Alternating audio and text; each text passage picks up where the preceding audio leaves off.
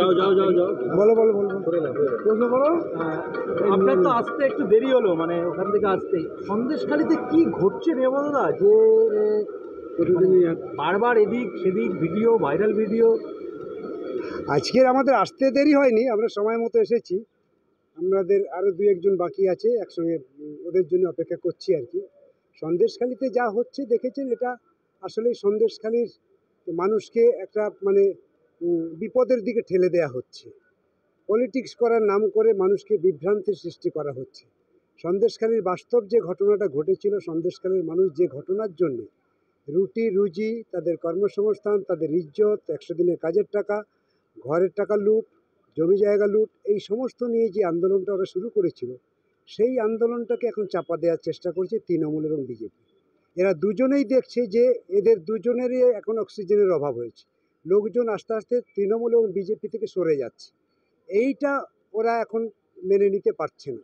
সুতরাং ওখান থেকে কাটিয়ে ওঠার জন্য একে অন্যের উপরে দোষারোপ করে নতুন নতুন একটা বাইনারি নাটক তৈরি করার চেষ্টা করছে।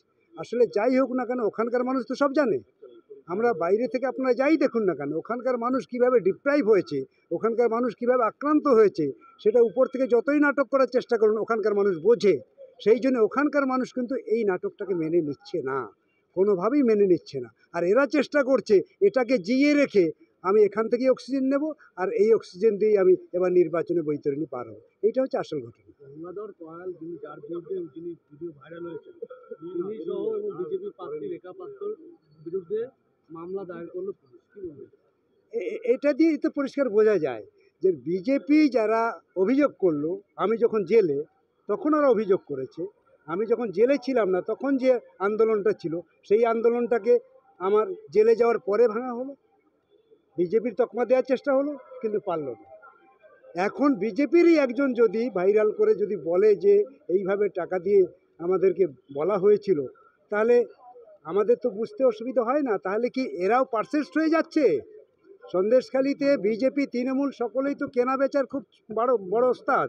সুতরাং যে যখন পারছে সে তখন এটাকে করার চেষ্টা করছে। আমি এইগুলোকে মনে করছি যে সন্দেশখালির মানুষকে অপমান করা হচ্ছে। সন্দেশখালির মানুষের যে উন্নত চিন্তা চেতনা, যে চেতনার মধ্য দিয়ে গণতান্ত্রিক আন্দোলন গড়েছিল, যা কোনো রাজনৈতিক দল ছিল না। এখনও শুনবেন অনেক মা বোনেরাও বলে আমরা তো আন্দোলন করেছিলাম, ওখানে তো কোনো দল ছিল না। আজকে দলের রূপ দিয়ে আজকের এই সমস্ত ঘেঁটে দেওয়া হচ্ছে।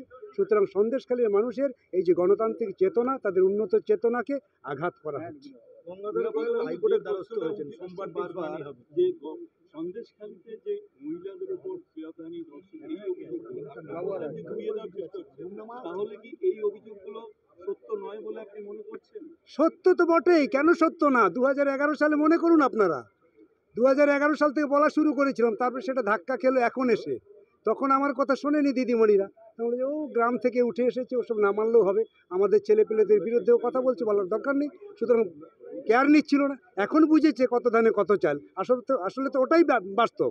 কারণ এই ঘটনা ঘটার পর, শেখ শাহজাহান ধরা পড়ার পর, শেখ শাহজাহান যখন আত্মগোপন হলো, সেই সময়টা দেখেছেন অসংখ্য মানুষ গ্রাম থেকে, আদিবাসী থেকে শুরু করে বিভিন্ন পাড়ায় আপনারা যেখানে যেখানে গেছেন, সেখানকার মানুষ তার মনের কথা বলার চেষ্টা করেছে।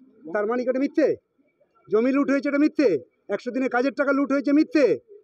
ঘরের টাকা লুট হয়েছে মিথ্যে? টাকা চাইতে গেলে মায়েদেরকে মারা হয়েছে মিথ্যে? তাহলে কোনটা সত্যি? নিরাপদ সর্দার যেটা বলছিল সেটাই সত্যি। সেই সত্যির উপরে দাঁড়িয়ে আন্দোলনটা গড়ে উঠেছিল। সেই আন্দোলন ভাঙতে গিয়ে এখন নাটক তৈরি হচ্ছে। গঙ্গাধর কয়াল হাইকোর্টের দ্বারস্থ হয়েছেন সোমবার দিন। এ তো সবই ওদের। এরা বললাম তো, একবার তৃণমূল নাটক করে অক্সিজেন নেওয়ার চেষ্টা করছে, একবার বিজেপি নাটক করে তৃণমূল অক্সিজেন নেওয়ার চেষ্টা করছে। যখন বিজেপি দেখলো যে তার আর বিকল্প রাস্তা নেই, এবার নানান রকমভাবে আমাদের এই নাটক করতে হবে। মানুষ যেখানে আছে সেখানেই আছে। শুধু আমার কাজ যেটা বলার আপনাদের সামনে, যেটা অন্যায় হচ্ছে সন্দেশখালী মানুষের উপরে, ভোটারদের উপরে, ওদের মানসিক চিন্তার উপরে আঘাত করা হচ্ছে এই নাটক উপস্থিত করার মধ্যে দিয়ে। নির্বাচনে আমি মনে করি না, কারণ মানুষ যদি ওখানে ভোট দিতে পারেনি তো 11-র পর থেকে, এই প্রথম তারা 11-র পরে, এত বছর পরে তারা ভোট দেবে। আমরাও বলছি না তাদেরকে যে আপনারা সিপিএমকে ভোট দেবেন, অন্য কাউকে দেবেন না। আমরা বারে বারেই বলছি আপনার চেতনাটাকে আমি বিশ্বাস করি, কারণ 2011 সালে সবাই হেরেছিল কিন্তু সন্দেশখালীর মানুষ জিতেছিল। তার মানে সন্দেশখালীর মানুষের যে একটা আলাদা চিন্তা চেতনা আছে, এটা মানতে হয়। এবার সেই সুযোগটা তারা পেয়েছে।